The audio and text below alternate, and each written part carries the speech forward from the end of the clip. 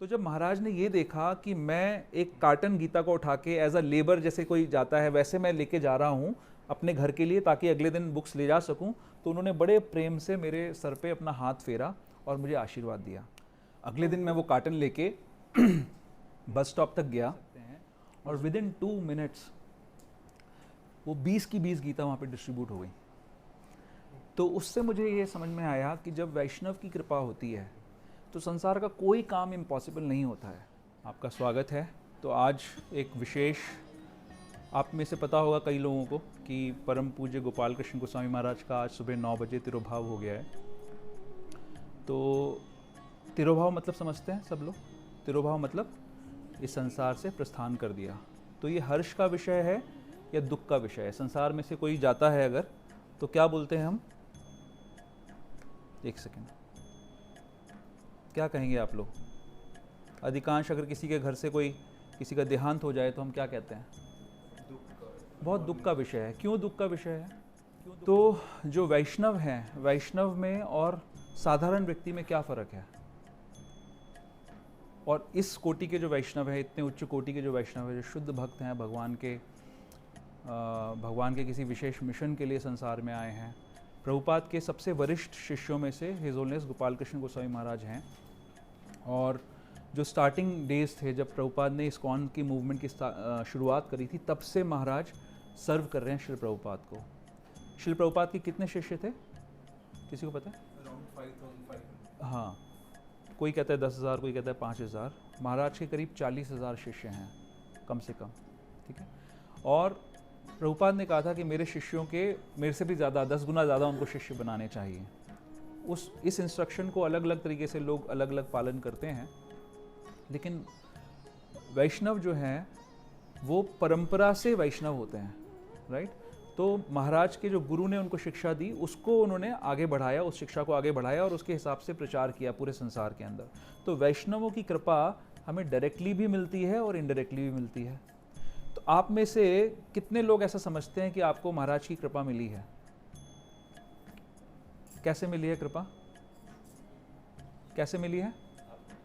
नहीं, मेरे थ्रू तो नहीं मिली है, लेकिन जैसे मंदिर बना है यहाँ पर, है ना। तो इनडायरेक्टली वैष्णव का क्या काम होता है? वो अरेंज करता है एसोसिएशन सब भक्तों के लिए और वो हमें सेवा में इंगेज करता है। तो कुछ लोग ऐसे हैं भाग्यशाली, मेरे को जैसे महाराज का बहुत सारा संग मिला है, पर्सनल एसोसिएशन मिला है, और मैं थोड़ा सा उसके बारे में आज चर्चा करूंगा कि किस किस प्रकार से मुझे कृपा मिली है। और आप सब लोगों को कम से कम इनडायरेक्टली तो महाराज का बहुत सारा बेनिफिट मिला है। जो एसोसिएशन मिला है, ये संग मिला है, ये व्यवस्था मिली है, ये सारा एक वैष्णव की कृपा से है। तो वैष्णव का जाना दुख का विषय भी है और हर्ष का विषय भी है। हर्ष क्या है? हर्ष ये है कि भगवान का जो भक्त होता है वो कभी भी, हम सब जानते हैं आत्मा कभी मरती नहीं है, शरीर मरता है, लेकिन जो वैष्णव का शरीर होता है वो भी दिव्य शरीर होता है।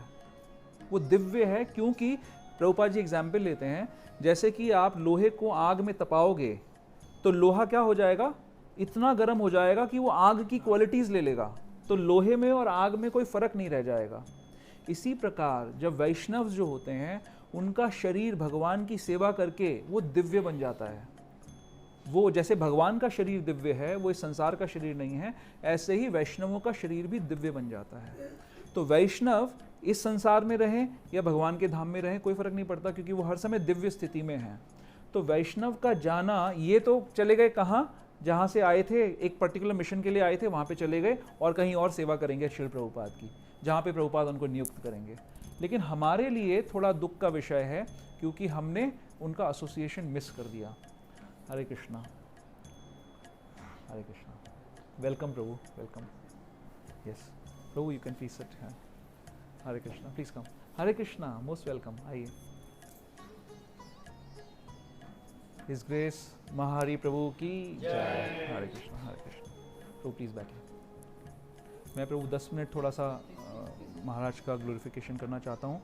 और भी अगर किसी का एसोसिएशन है तो प्लीज़ आप लोग वेलकम है, आप बोल सकते हैं। हम ग्लोरिफिकेशन के बाद थोड़ा पुष्पांजलि करेंगे और फिर क्लास शुरू करेंगे।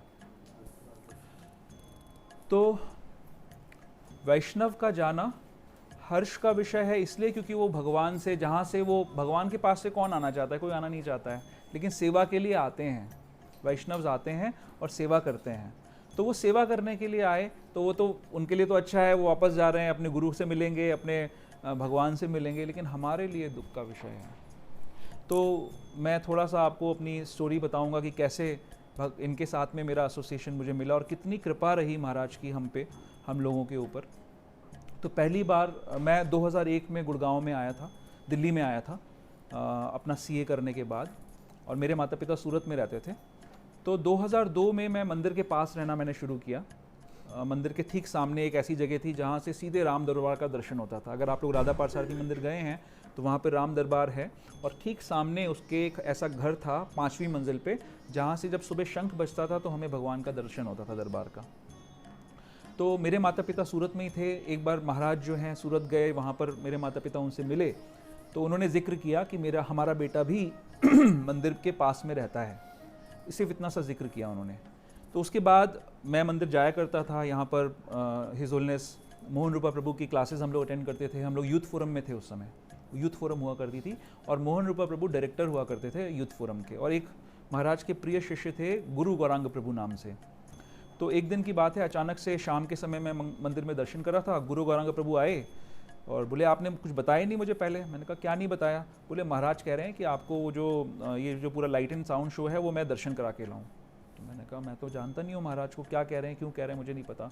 तो बोले आपने बताया नहीं कि आप महाराज को इतने अच्छे से जानते हो। मैंने कहा मैं तो कभी मिला भी नहीं हूँ महाराज से। तो हुआ ये कि महाराज को क्योंकि ये याद था कि एक व्यक्ति ने, एक डिवोटी ने उनको बताया है कि उनका बेटा यहाँ रहता है, तो उनकी ऐसी एक ग्रैंडफादरली फीलिंग मेरे लिए हो गई कि उन्होंने मुझे, मेरे लिए अपने शिष्य को भेजा कि इसको पूरा मंदिर का दर्शन कराओ, वहाँ पर जो एक लाइट एंड साउंड शो है काफ़ी स्पेशल। तो मुझे बड़ा अचंभा हुआ कि इतने से परिचय से, बाद में मुझे पता लगी ये सारी बातें।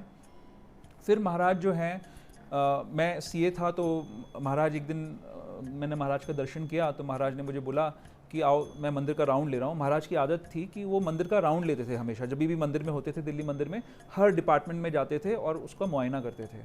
और आप जानते हैं कि महाराज मटीरियल दृष्टि से भी बहुत ही इंटेलिजेंट व्यक्ति थे। एमबीए थे उस ज़माने में, 40s 50s में एमबीए थे, और पेप्सी कंपनी में यूएसए के अंदर वो मार्केटिंग के लीडर थे, हेड थे वहाँ पर, और वहाँ पे प्रभुपाद की शरण में आए थे। तो Maharaj is a very great administrator, और उन्होंने पूरे विश्व में हमारे इस्कॉन मूवमेंट को बहुत बल दिया है, हर जगह फैलाया है। तो महाराज ऐसे जाते थे, तो उन्होंने एक दिन मुझे बोला कि ठीक है आनंद गौरांग तुम, उस समय मेरा इनिशिएशन नहीं हुआ था, गौरांग तुम आओ मेरे साथ में, मैं चाहता हूँ कि तुम सब डिपार्टमेंट में चलो मेरे साथ में। तो उनका आशय ये था कि हर जगह जैसे होता है, हर ऑर्गेनाइजेशन में होता है कि कहीं ना कहीं कोई भक्त मैल प्रैक्टिसेस कर रहा होता है, तो वो चाहते थे कि मैं उसमें इन्वॉल्व हूँ और उनको, हरे कृष्णा, श्रीमन नारायण प्रभु की जय, हरे कृष्णा हरे कृष्णा हरे कृष्णा। तो मुझे वो लेके गए, हर डिपार्टमेंट में मैं अपने साथ में लेके गए, और चाहते थे कि मैं उनके साथ में कुछ जो भी मैं कर सकता हूँ अपनी भौतिक शिक्षा के अनुसार उसमें कुछ सहयोग करूँ उनका। तो खैर मैं यूथ फोरम में जाता रहा।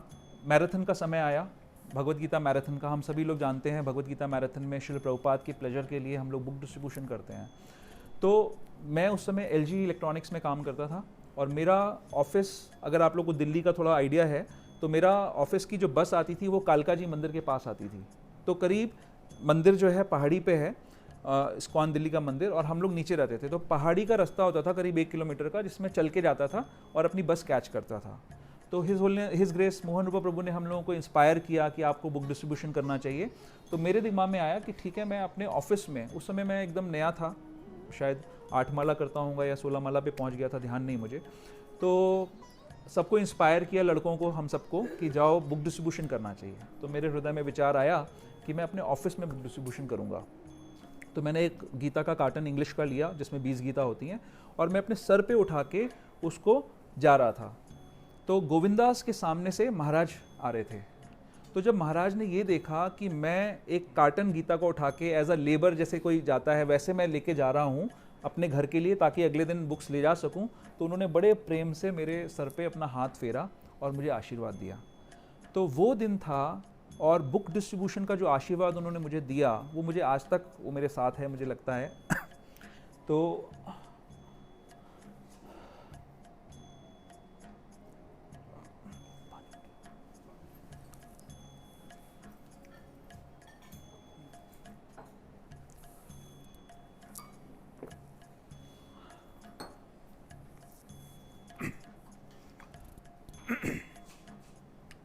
उसका रिजल्ट ये हुआ कि अगले दिन मैं वो कार्टन लेके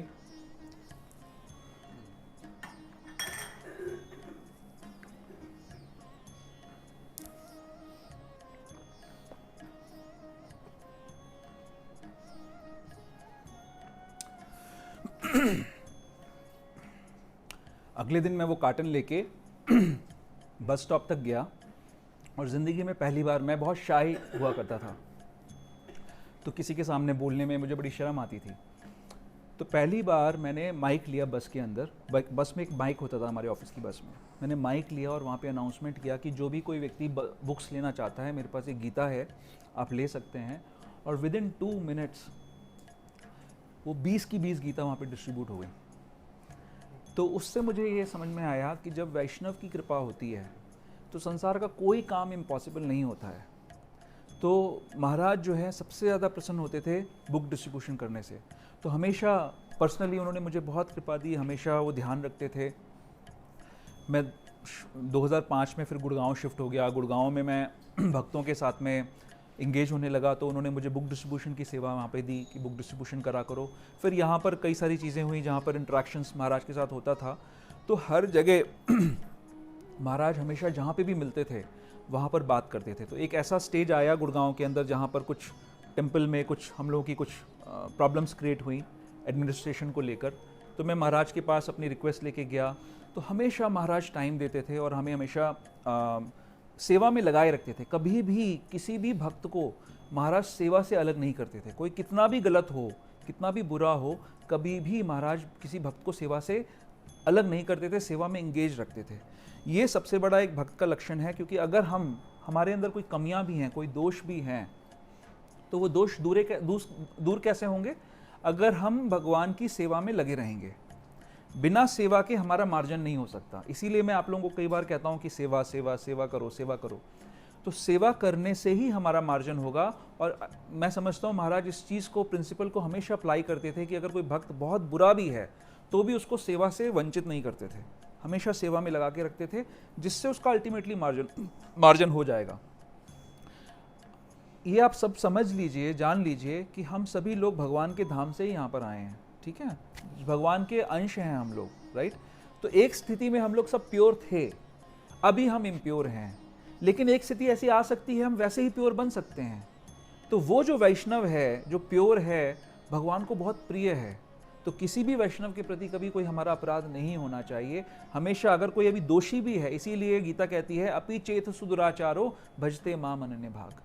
कोई सुदुराचार भी है तो उसको भी हमें प्रेम पूर्वक हमें उसको उसके साथ दुर्व्यवहार नहीं करना चाहिए। तो अभी सबसे हाल ही में वृंदावन के अंदर 22 तारीख को नया एक मंदिर खुला, 22 अप्रैल को, और वहाँ पे महाराज आए थे।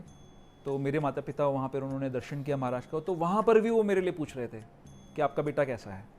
तो ऐसे इनसिग्निफिकेंट जो लोग हैं, जितने भी, मतलब कोई भी अगर महाराज के संपर्क में एक बार भी आ गया तो वो उससे संपर्क बना के रखते थे, उससे मिलते थे। कितने बिजी, कितने बड़े ऑर्गेनाइजेशन को वो मैनेज कर रहे हैं, कितने बड़े इंस्टीट्यूशन को वो मैनेज कर रहे हैं, उसके बावजूद भी वो हर किसी से मिलते थे और हर किसी पे अपनी कृपा रखते थे। तो बहुत बड़ा एक हमारे लिए एटलीस्ट बहुत बड़ा एक नुकसान हुआ है कि महाराज यहाँ से चले गए, और उनकी कृपा सब वैष्णव पे बनी रहेगी। जो भी उनको प्रसन्न करना चाहते हैं उनको अच्छे से भक्ति करनी चाहिए, उसी से वैष्णव प्रसन्न होते हैं। हमारा यही मूड रहना चाहिए। तो हम एक भजन महाराज के लिए गाएंगे। अगर आप में से कोई अपना रियलाइजेशन शेयर करना चाहता है तो प्लीज़, किसी को महाराज के बारे में कुछ बोलने का मन है तो प्लीज़ अभी बोल सकते हैं, 5 मिनट। हाँ, यू लाइक श्रीमनारायण प्रभु, आप कुछ कहना चाहेंगे प्रभु?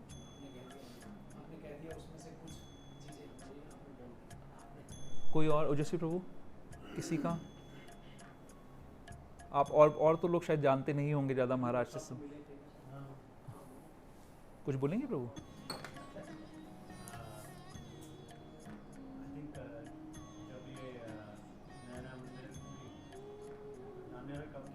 जब हम बेस में डेवलप हुआ है तभी महाराज आते थे।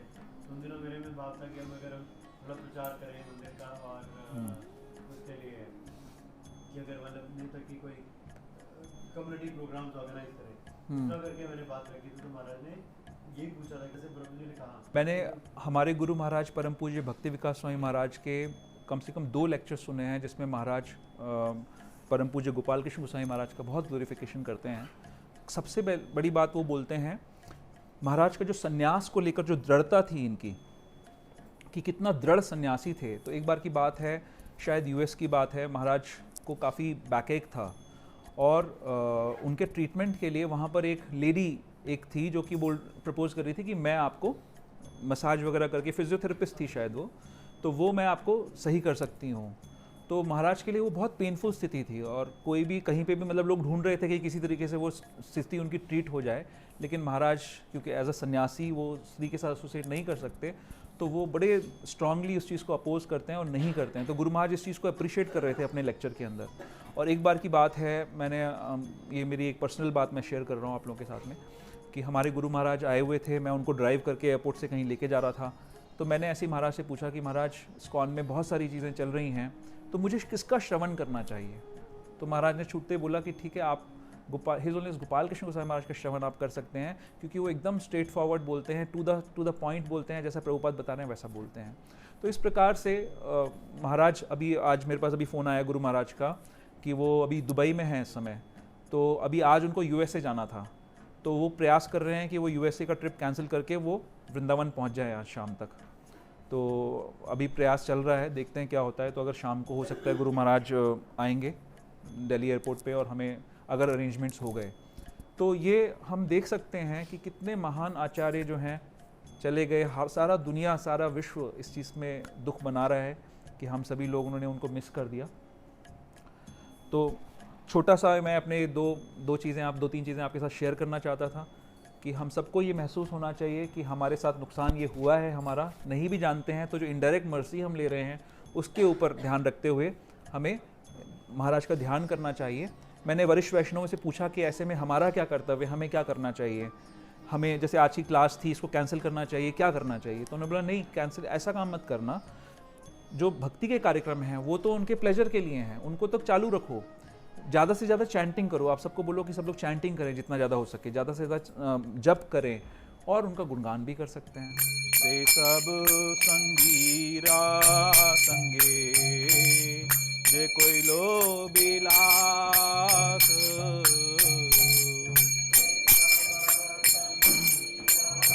संगे जे कोई लो बिलास,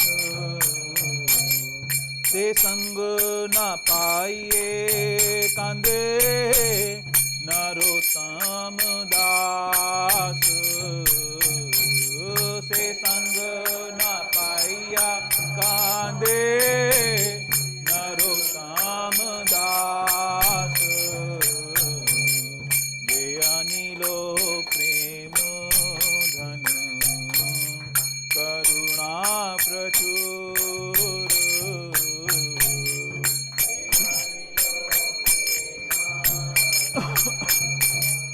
करुणा प्रचुर। हरे कृष्णा कृष्णा कृष्णा हरे हरे, हरे राम राम राम हरे हरे, हरे कृष्णा कृष्णा कृष्णा हरे हरे, हरे राम सब माता जी आइए, रेणुका माता सब शुरू करो। हरे कृष्णा कृष्णा कृष्णा हरे हरे, हरे राम राम राम हरे हरे।